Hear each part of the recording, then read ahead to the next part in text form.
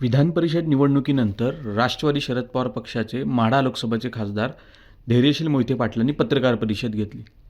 विधान परिषद निवडणुकीत भाजप उमेदवार राजेंद्र राऊतांना पराभूत करून राष्ट्रवादी शरद पवार पक्षाचे उमेदवार वसंत देशमुख विजयी होतील असा विश्वास त्यांनी व्यक्त केला.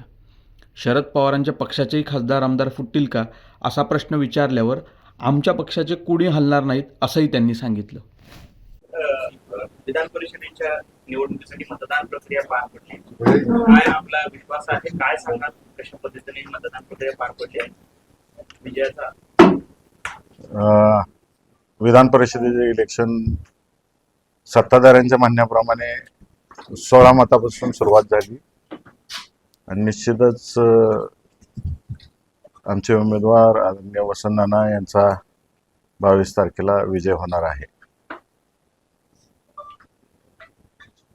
काहीतरी समीकरण त्याला असेल किंवा संख्याबळ आपण काहीतरी मोजलं असेल, काय समीकरण कशा पद्धतीने काय सांगता येईल? जिल्ह्यातील पूर्ण अदृश्य शक्ती यासाठी मागं लागली होती आणि ती सक्सेसफुल झालेली आहे, 100% सक्सेसफुल झालेली आहे. किती मतांपर्यंत विजय आहे आमचा 100%. जिल्ह्यावर कशा पद्धतीने मतदान प्रक्रिया पार पडली, क्रॉस वोटिंग ज्या ठिकाणी ते काय झालं? अदृश्य शक्तीने ज्या पद्धतीने वोटिंग करायचं आहे त्या पद्धतीने वोटिंग झालेलं आहे आणि या जिल्ह्यामध्ये जे लोकप्रतिनिधी जनतेने निवडून दिलेले आहेत त्यांच्यावरची जो अन्याय झालेला आहे आजपर्यंत, त्या अन्यायाचा वाचा फोडण्याचं काम या मतदानाच्या रूपातून त्यांनी केलेलं आहे आणि येत्या 22 तारखेला ते तुम्हाला सर्वांना दिसून येईल. ह्याच्यावर अदृश्य शब्दावरती जे आहे ते आमदार सचिन कल्याणच्या टीका केली की अदृश्य होण्याची वेळ आता तुमच्यावरती. बघूया 22ला अदृश्य कोण होतंय ते आणि युगो प्रॉब्लेम कोणाला आहे ते 22 तारखेला बघू. आणि ते नवीन आहेत राजकारणात, लहान आहेत, त्यामुळे लहान मुलं बोलतात अशी. जिल्ह्यातील कोणकोणत्या मतदान केंद्रावर अदृश्य शक्ती काम करते? सगळ्याच एक बूथ असं नाही, एकही तालुका असं नाही की जिथं अदृश्य शक्तीने काम केलं नाही. भाजपने ठोसपणे सांगितलंय आपली बार 500 पार, तर तुमचं काय आकडे? मी पार बेर सांगणार नाही. वसंताचा या दुष्काळामध्ये बहरणार आहे चांगला जिल्हाभर.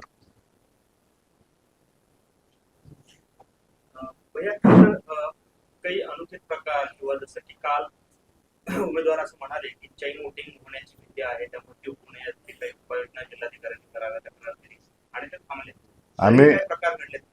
आम्ही वेळीच तक्रारी दिल्यामुळं हिंमत झाली नाही पुढच्यांची तसं काय करायची. एक प्रकार उत्तर सोलापूरच्या ह्याच्यात घडला, परंतु आम्हाला डॉक्टर बाबासाहेब आंबेडकरांनी जो अधिकार दिलेला आहे मतदारांना, तो मतदारांचा अधिकार हिरावून घ्यायचा नव्हता.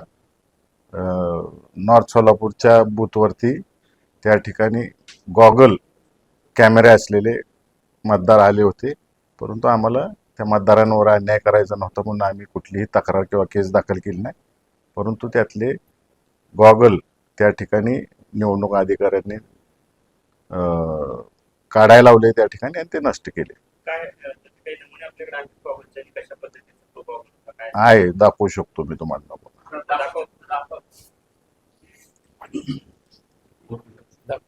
काय नेमका उद्देश होता अशा पद्धतीने गॉगलचा वापर करण्यात आला?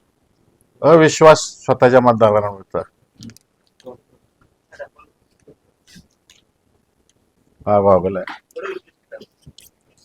इथं कॅमेरा आहे, याला इथं HD स्लॉट आहे, चार्जिंग पोर्ट आहे आणि या साईडला एक बटन आहे, मेमरी कार्ड आहे, त्याला ब्लूटूथ कनेक्शन आहे.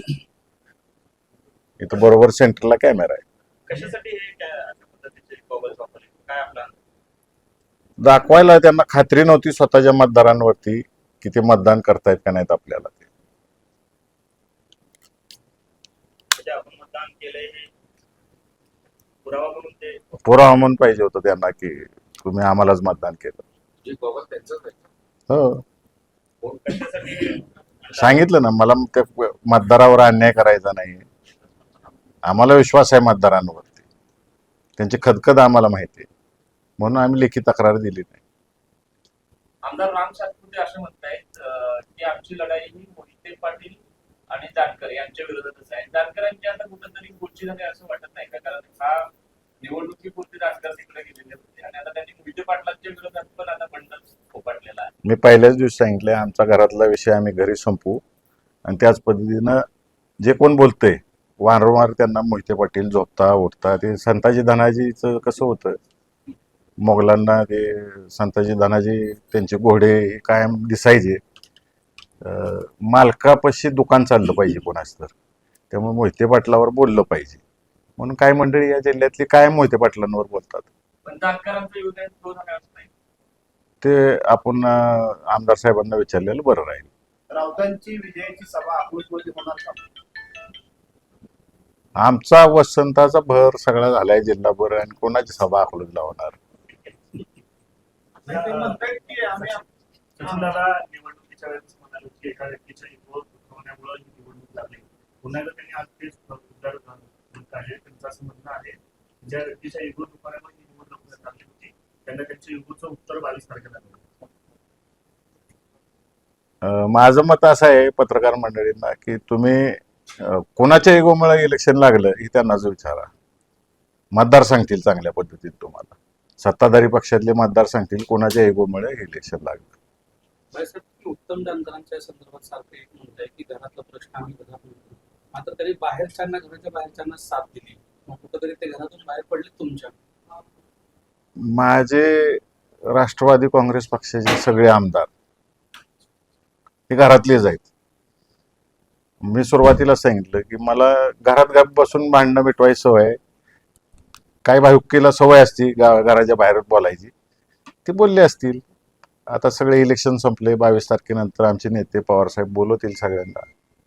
साहेबापाशी आम्ही काय ते साहेबाचा आदेश असेल तो आम्ही मान्य करू सगळं. जानकरांच्या भावाला उघड बंड केलेलं दिसून आलं या निवडणुकीत. पक्ष कारवाई होणार का? हो का मतदान त्या तिघांचं होतं का मतदारांचं होतं. त्याचा निवडणुकीवर परिणाम झाला ना. मतदार एक सुद्धा माझ्यापासून हल्ला नाही. मग पक्षनिष्ठेला काही महत्व, पक्षाच्या काही ध्येयधोरणांना काही महत्व नाही. ते सगळे देहधोरणं पवार साहेबांपाशी ठरतील. मतदार जरी हरले नसले त्यांनी तुमच्यापासून हल्ले नसले तरी सुद्धा आमदार 3 आमदार हरलेले आहेत हे कुठेतरी आत्मचिंतनाचा विषय नाही. पवार साहेबांपाशी ठरेल सगळं.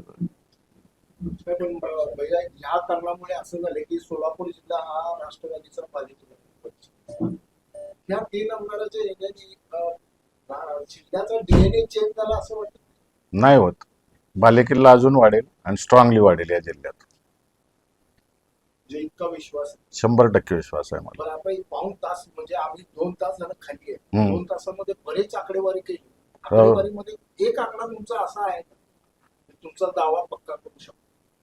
6 पैकी एका मतदारसंघावर सगळेच मतदारसंघ पक्के आहेत. म्हणजे पंढरपूर वगळता बोलतोय मी. सगळेच धरतोय मी. मी नुसतं पंढरपूरवर बोलत नाही.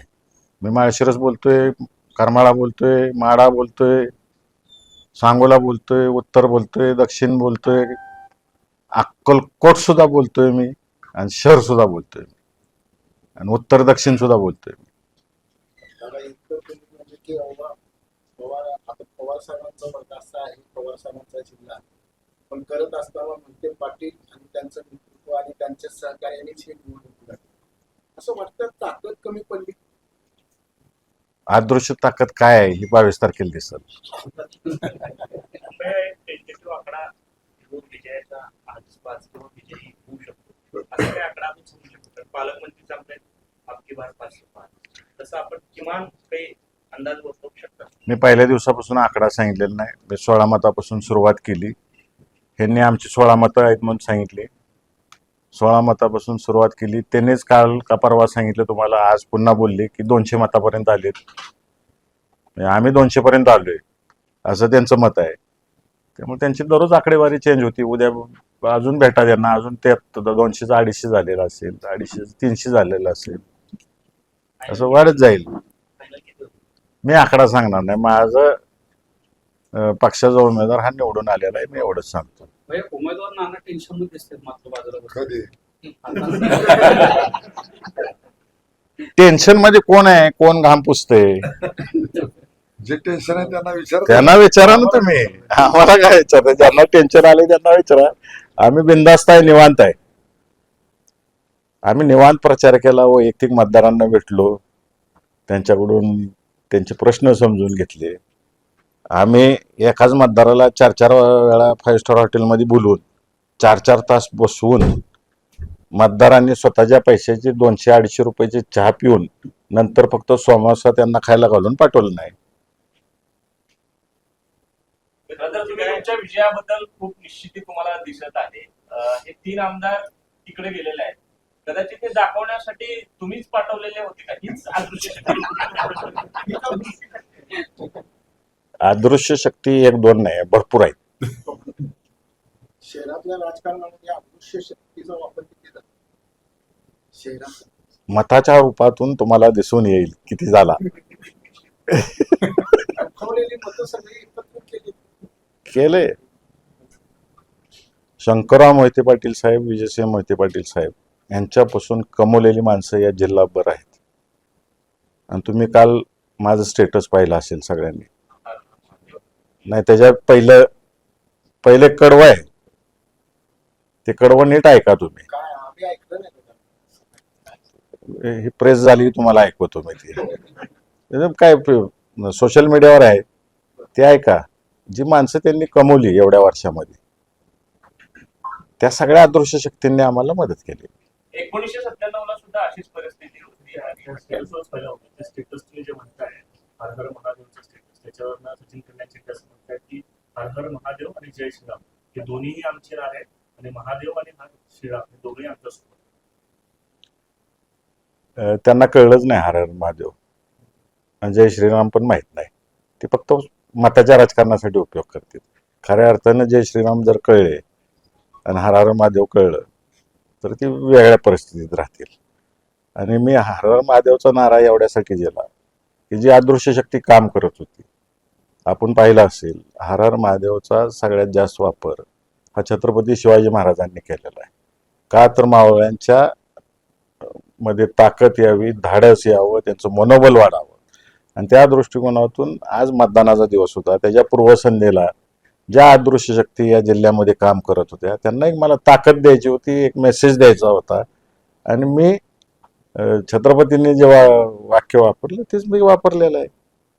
मी माझ्या सैनिकांच्या मनामध्ये धाडस भरलं आणि ते त्याच पट्टीनं कामाला लागली सगळी. दादा, आजपर्यंतच्या विधान परिषदेच्या निवडणुकीमध्ये इतक्या कुरबडीने इतके सवाल जवाब झाले ते यंदाच्या वेळी काय, कशासाठी, काय इतकं म्हणजे जिल्ह्याच्या राजकारणाचा सूर बदललाय का कूस बदलली? आता हे जिल्ह्याने ठरवायचं आहे काय झालेलं आहे ते. काय तुमचा दृष्टिकोन? हा जिल्हा इतिहास जर काढला तर या जिल्ह्यामध्ये कुणी किती पार्टीज असो, किती वैर असो, जिल्ह्याचा विकास म्हणलं की सगळे एकत्रित आलेले आहेत. मग ते सकर्मशी शंकरराव मोहिते पाटील साहेब आहेत, नामदेवराव जगताप साहेब आहेत, अनगरचे बाबाराव अण्णा पाटील साहेब आहेत, गणपतराव देशमुख आहेत, परिचारक मालक आहेत, साठे माड्याचे आहेत, विठ्ठलराव शिंदे आहेत, जगताप आहेत, इकडं सिद्धरामप्पा होते, महादेव पाटील होते.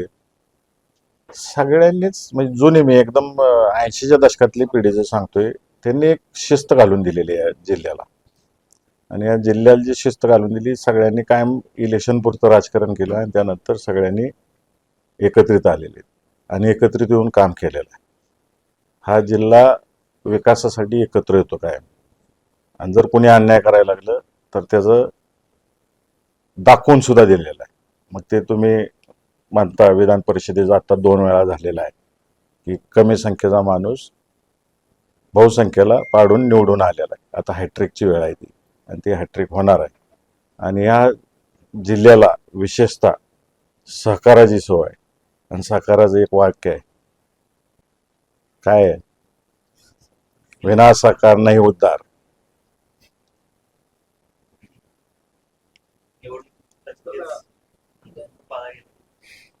दादा, ही विधान परिषदेची निवडणूक पाटील घराण्यासाठी अस्तित्वाची निवडणूक म्हणायची. आमचं अस्तित्व या सोलापूर जिल्ह्यातील सर्वसामान्य जनता ठरवेल. कुठला नेता ठरवणार नाही, कुठली ह्या जिल्ह्यातले नेते मंडळी ठरवणार नाहीत. सर्वसामान्य जनता हे मोहिते पाटलाचं अस्तित्व ठरवेल. आम्हाला ज्यावेळेस वर न्यायचं आहे त्यावेळेस जनतेनं वर नेलेलं आहे, जेव्हा खाली आणायचं आहे तेव्हा खाली आणलेलं आहे. असं एकदा घडलेलं नाही, 3-4 वेळा घडलेलं आहे आणि माझ्या आजोबांपासून घडलेलं आहे आणि ते आम्ही कुटुंबाने स्वीकारलेलं आहे. परंतु जनतेची नाळ आम्ही काही सोडलेलं नाही.